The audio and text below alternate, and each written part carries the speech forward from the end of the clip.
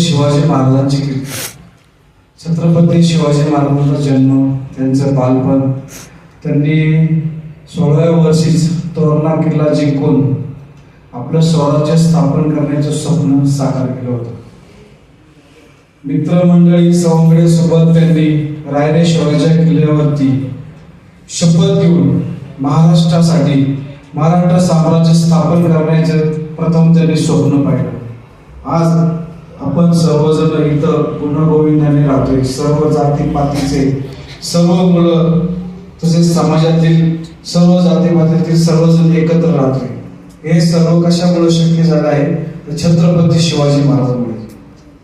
अवघ्या वयाच्या 16व्या वर्षी त्यांनी खूप मोठं स्वप्न पाहिलं होतं. ते स्वप्न त्यांनी पूर्ण केलं. छत्रपती शिवाजी महाराज यांना गोरगरिबांचे, कैवारी तसेच दीनदुबळ्यांचे राजे समजायचे.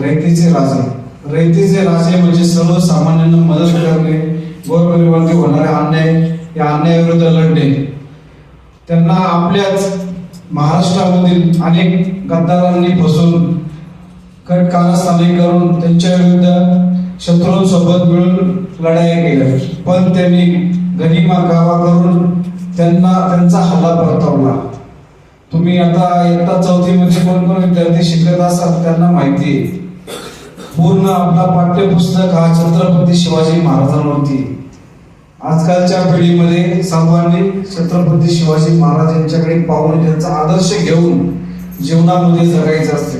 आजकालचं युग हे डिजिटलायझेशन झालेलं आहे. त्यामुळं सर्वांनी जुना आपला काळ आणि नवीन काळ याचं बॉन्डिंग करून समाजामध्ये कसं राहावं, कसं जगावं. तुम्ही आता सध्या लहान मुलं म्हणजे घडणारे युग आहे. तुमच्याकडनं काहीतरी कर्तृत्व करून करण्याची वेळ आहे. आणि तुम्हाला मार्गदर्शन करणारे आपले स्वामी समर्थ क्लासचे तुमचे शिक्षक हे तुम्हाला सर्व परिस्थितीमध्ये, सगळ्या गोष्टींमध्ये मदत करत आहेत. कुणाला फील भरता येत नसेल, कुणाची परिस्थिती कशी असेल, तुम्हाला उद्या भविष्यामध्ये समाजामध्ये टिकायचंय. त्या समाजामध्ये टिकण्यासाठी काय केलं पाहिजे, कसं केलं पाहिजे, आज तुम्हाला तुमच्या आयुष्यामध्ये जडणघडण करण्यासाठी सर तुम्हाला मार्गदर्शन करतात. कधी ते रागवतील, कधी मारतील, त्याचा कधी राग धरू नका. ते तुम्हाला चांगले संस्कार घडण्यासाठी करत आहे, हे लक्षात ठेवा. आणि सर्व मुलांनी चांगला अभ्यास करा. इतिहास सांगणारे, सगळ्या गोष्टी सांगणारे हे तोंडपाठ करून वाचून तुम्ही सांगताय, आम्हाला त्याचा अभिमान आहे. आमच्या काळामध्ये आम्हाला मार्गदर्शन करणारे कोणी नव्हते. आजकालच्या युगामध्ये फास्ट चालू आहे काम, फास्ट युग आहे. तुम्हाला सगळ्या गोष्टी मुलं हातामध्ये भेटतात. मोबाईल तुम्ही टाईप केला तर तुम्हाला युट्यूब म्हणा, रील म्हणा, तुम्ही याच्यामध्ये गुंतलेले, त्याच्यावरती सर्व माहिती भेटते. सगळ्यांनी आपले आई बाप काय कष्ट करतात, त्या कष्टाचे झीज काय करतात, त्यापेक्षा वेगळं आपण त्यांच्यापेक्षा मोठं कसं होईल स्वप्न पहा तुम्ही. सर तुम्हाला साथोसाथ मदत करतात आहे, तुम्हाला मार्गदर्शन करतात आहे.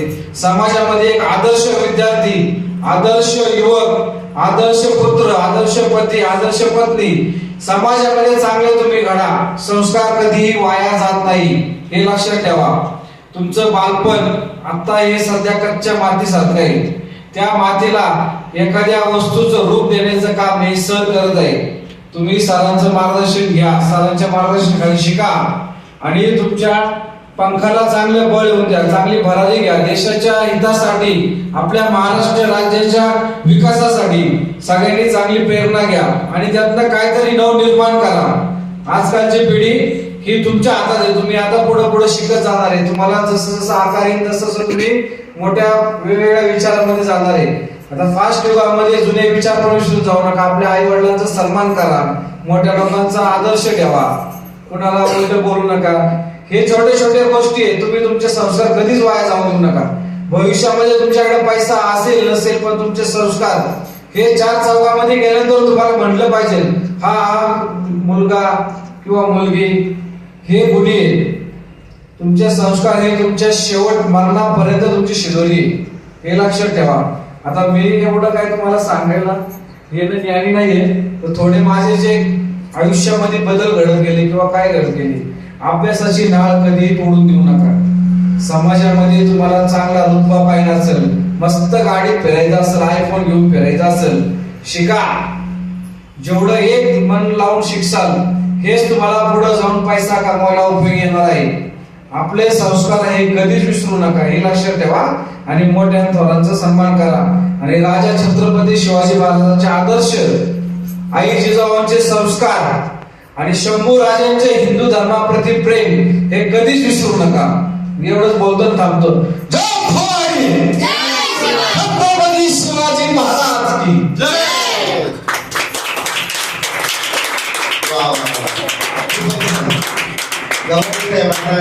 राजकीय भाषण एकदम कडक मध्ये द्यायला लागले.